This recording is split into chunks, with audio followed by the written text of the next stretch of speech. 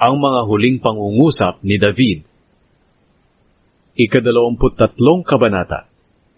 Pinatanyag ng kataas-taasang Diyos si David na anak ni Jesse.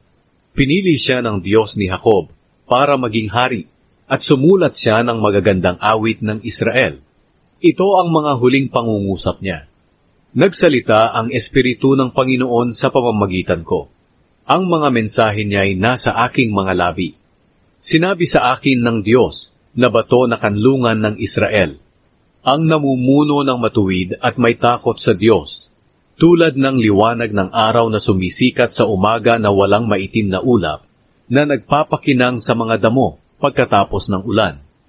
Ganyan ang pamilya ko sa paningin ng Diyos, at gumawa siya ng kasunduang walang hanggan sa akin. Maayos at detalyado ang kasunduang ito, at hindi na mapapalitan. Kaya nakatitiyak ako na palagi akong ililigtas ng Diyos at ibibigay niya sa akin ang lahat ng aking mga ninanais. Ngunit ang mga masasamang tao'y gaya ng matitinik na mga halaman na itinatapon. Hindi sila pwedeng kunin sa pamamagitan lang ng kamay. Kailangan pa itong gamitan ng kagamitang gawa sa bakal o kahoy. At susunugin sila sa lugar na kinaroroonan nila. Ang matatapang na tauhan ni David. Ito ang mga matatapang na tauhan ni David. Si Josheb-Basshebet na taga-Takemon ang nangunguna sa 3 na matatapang na tauhan ni David. Sa isang labanan lang, nakapatay siya ng 800 tao sa pamamagitan ng sibat niya. Ang sumunod sa kanya ay si Eleazar na anak ni Dodai, na angkan ni Ahowa, na isa sa 3 na matatapang na tauhan ni David. Isa siya sa mga kasama ni David na humamon sa mga Filisteyong nagtipon sa Pas-damim sa pakikipaglaban. Tumakas sa mga Israelita pero nagpaiwan siya at pinagpapatay niya ang mga Filisteyo hanggang sa mapagod na ang kamay niya at manigas sa pagkahawak sa espada. Pinagtagumpay sila ng Panginoon ng araw na iyon. Bumalik kay Eleazar ang mga tumakas na Israelita para kunin ang mga armas ng mga namatay. Ang sumunod ay si Shama na anak ni Agee na taga-Harar. Isang araw nagtipon ang mga Filisteo sa Lehi at sinalakay nila ang mga Israelita sa taniman ng mga gisantes. Tumakas ang mga Israelita pero nagpaiwan si Shama sa gitna ng taniman para protektahan ito. Pinatay niya ang mga Filisteo. Pinagtagumpay sila ng Panginoon ng araw na iyon. Nang panahon ng tag-ani, pumunta kay David ang 3 niyang tauhan doon sa kuweba ng Adulam. Ang 3 taong ito ay kasama sa 30 matatapang na tauhan ni David. Nagkakampo noon ang mga Filisteo sa lambak ng Rephaim at naagaw nila ang Bethlehem. Habang naroon si David sa isang matatag na kublihan, nauhaw siya. Sinabi niya, "Mabuti sana kung may kukuha sa akin ng tubig na maiinom, doon sa balon malapit sa pintuang bayan ng Bethlehem." Kaya palihim na pumasok ang 3 matatapang na iyon sa kampo ng mga Filisteo, malapit sa pintuang bayan ng Bethlehem. Kumuha sila ng tubig sa balon at dinala ito kay David. Pero hindi ito ininom ni David.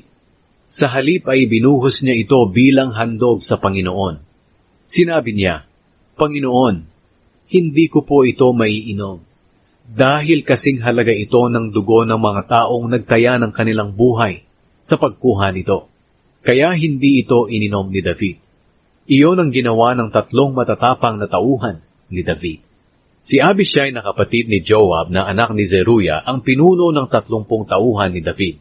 Nakapatay siya ng 300 Filisteo sa pamamagitan ng sibat niya. Kaya naging tanyag siya katulad ng 3 matatapang na tauhan. At dahil sa siya ang pinakatanyag sa 30, naging pinuno nila siya pero hindi siya kabilang sa 3 matatapang. May isa pang matapang na tao na ang pangalan ay Benaya. Taga-Kabzeel siya, at ang ama niya ay si Jehoiada. Marami siyang kabayanihang ginawa, kabilang narito ang pagpatay sa 2 pinakamahuhusay na sundalo ng Moab. Minsan, kahit umuulan ng yelo, bumaba siya sa pinagtataguan ng leon at pinatay ito. Bukod dito, pinatay niya ang isang napakalaking Ehipsyo na may armas na sibat, habang isang pamalo lang ang armas niya. Inagaw niya ang sibat sa Ehipsyo, at ito rin ang ipinampatay niya rito. Ito ang mga ginawa ni Benaya na anak ni Jehoiada. Naging tanyag din siya gaya ng 3 matatapang na tao, pero hindi siya kabilang sa kanila. At dahil siya ang pinakatanyag sa kanyang 30 kasama, ginawa siyang pinuno ni David ng kanyang mga personal na tagapagbantay.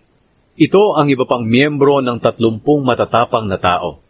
Si Asahel na kapatid ni Joab, si Elhanan na anak ni Dodo na taga Bethlehem, sina Shama at Elika na taga Harod, si Heles na taga Palti, si Ira na anak ni Ikes na taga Tekoa, si Abiezer na taga Anatot, si Mebunay na taga Husha, si Zalmon na taga Ahowa, si Maharai na taga Netofa, si Heleb na anak ni Baana na taga Netofa, si Itay na anak ni Ribai na taga Gibeya na sakop ng Benjamin, si Benaya na taga Piraton, si Hiday na nakatira malapit sa mga daluyan ng tubig sa Gaas, si Abi Albon na taga Arba, si Asmavet na taga Bahurim, si Eliaba na taga Shaalbon, mga anak ni Jasen, si Jonathan na anak ni Shama na taga Harar, si Ahiam na anak ni Sharar na taga Harar, si Eliphelet na anak ni Ahasbai na taga Maaka,